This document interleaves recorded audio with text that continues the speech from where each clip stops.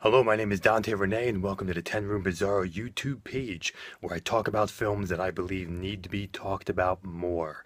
Tonight's film is 1975's Pickup. Now, this is part of the Drive-In Cult Classics 8-movie collection. Has a bunch of films that really don't have solid or really don't have individual releases per se, and so they kind of grouped them on here, and okay to pretty good transfers, and it's a great chance to see these films in a legitimate release. Hopefully one day these individual films will get their own releases as well, remastered and everything else. Pickup. Here's the font for that film. There it is right there. Pickup. 1975's Pickup. Now I wrote some notes for this particular film because I almost needed to in a lot of ways with this one. This is essentially, and now how simplistic I'm going to get with the general story of this film, but it is essentially about two girls who take a ride with a guy in his mobile home. That is essentially, this guy picks up these two friends in his mobile home as he drives as part of his business and kind of moves mobile homes, across the country, so on and so forth. That is essentially the story of Pickup. And now, with a simplistic type of storyline or plot, we now fill in the spaces of this film with some of the most original and crazy situations and scenes that you've never seen a movie quite like this before. I've never seen a movie quite like this before. It's one of those types of films that is just so diverse, so weird, so out there, and yet normal at the same time. And this is 1975's Pickup. I got some notes here, so we're going to look at a few things, and we're going to be looking at various aspects of this very unique and challenging film. First off, when you look at the opening credits of the film, you see that there was there was actually an astrology like supervisor on this film. Now, when you see that in the opening credits, I'm happy it was in the opening credits. I'm happy the credits were at the beginning. In a lot of these types of films and 70s films and things like that, they only have credits at the beginning of the film. I don't know what happened in our modern times, but when you watch modern movies today, they have credits at the beginning of the film and credits at the end of the film. It's like they're trying to pad out the time. When these older films, when these sexploitation films and exploitation films and horror films, from the 70s and 80s and definitely even further back, they only had credits at one place, and then all of a sudden there would be this abrupt ending at the end. This is a film that mixes many different elements. It mixes, the surreal, definitely the surreal. It mixes horror, it mixes weird, it mixes 70s time capsule because it is a 70s time capsule, politically and sexually, when it comes to women's issues and when it comes to political issues and the war and everything else, and the hippie movement. Oh gosh, astrology, obviously, with having an astrology supervisor. This film definitely has astrology in it. It also has philosophy in it. It also has religion in it, Judeo-Christian, but then kind of alternate experimental religions, Eastern religions, kind of some religious aspects that I've never really heard of before. So it has all of these different aspects in here. And if you have an astrology advisor in the credits, you know that they're going to be dealing with something meaty in the film in regards to other types of kind of diverse and spirituality and things like that, and tapping into those things, not just nominally, but tapping into those things on a much deeper scope and level, which this film does do. We also have areas of, disturbing sexuality in regards to the past. We also have some very bizarre things happening with time in this film as well, as the viewer is led to believe that certain things, it's kind of pulled away, not knowing when something is happening or if it's happening at all. Okay, I know that's a cliche thing nowadays in films, like, oh, is this real or is it not? But this is a film that is legit in that, legitimate in that, and really shows what a film can do to a viewer, to utterly take them into confusion and into a ride of the experimentally surreal, okay, and the beauty of that, and the truth of that, and the logic of that, okay.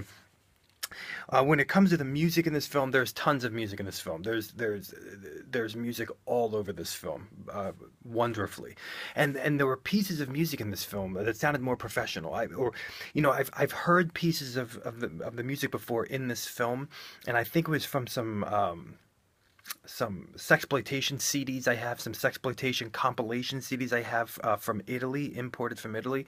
And so I heard, I mean, this is an American film, but I'm just saying I've heard some of the pieces of music before in this particular film.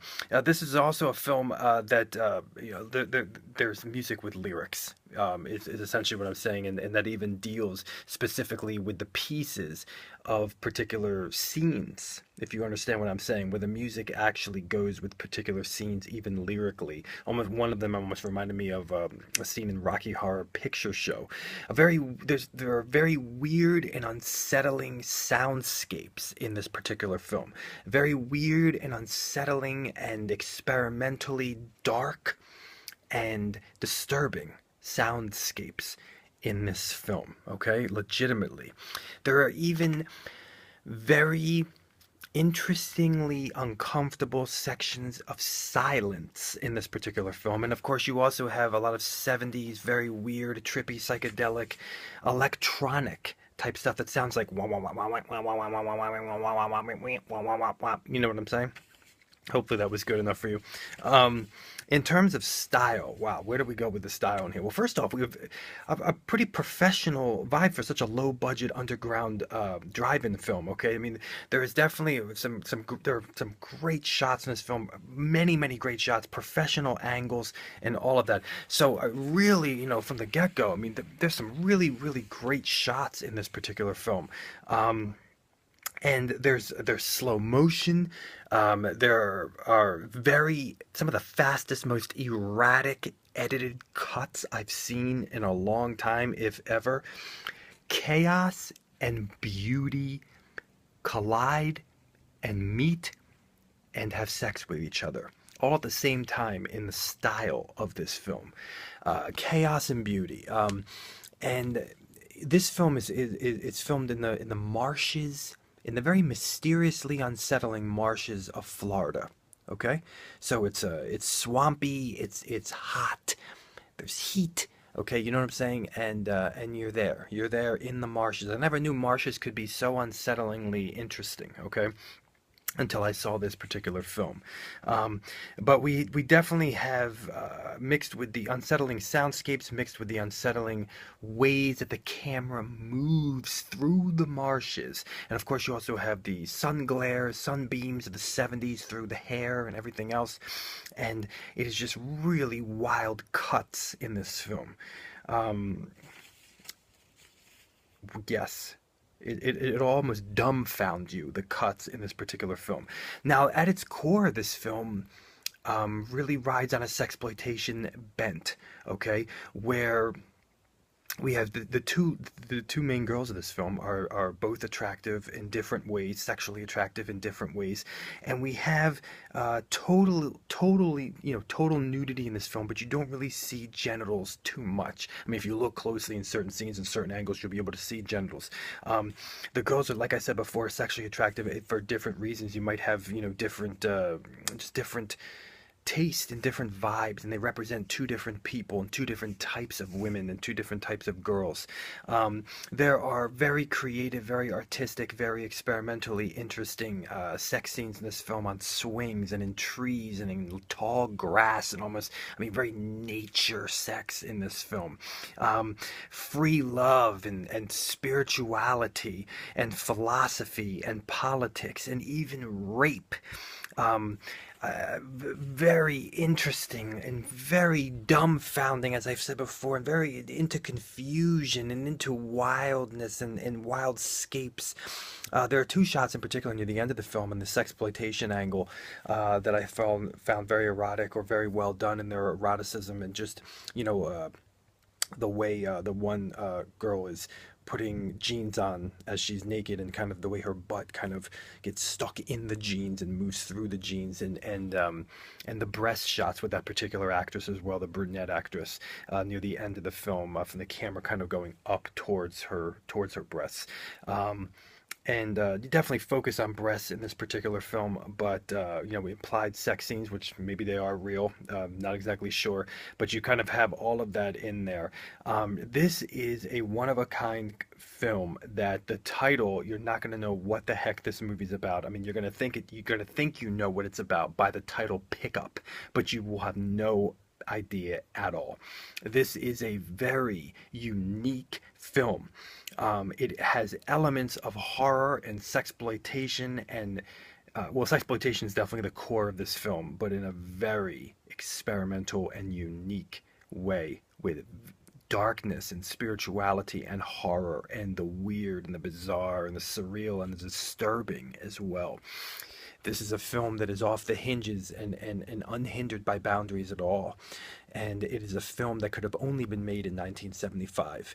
This is a film that could never be made today, folks. And it is a film that is lovingly free. There are themes of freedom throughout the film, but the film was made in freedom. It is a profoundly bizarre cinematic experience that I'm not quite sure who this film would be marketed towards.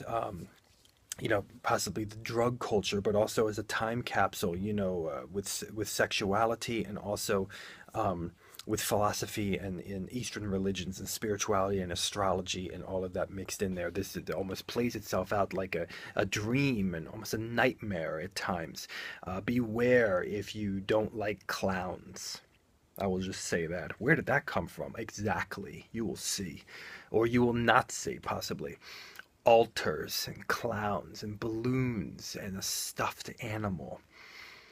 And a very bizarre ending. Ladies and gentlemen, wow, what a film. This is Pickup from 1975, and it is part of the Drive-In Cult Classics 8-movie collection right here. There it is, Pickup. There's the font for Pickup. And I do believe this did have a solo release, maybe with one other film earlier on, which might still be in print. I don't know if the transfer is any better. On this particular collection, the sound is a little bit hard, but the visuals are great. So just turn it up and turn the bass down, actually, and the treble up when you watch this. There's Pickup 1975. Thank you so much for watching the 10 Room Bizarre YouTube page where I talk about these films that I believe need to be talked about more. Please feel free to check out all my other reviews on this YouTube page and my own personal films. YouTube.com/poopy diarrhea. Thank you and good night.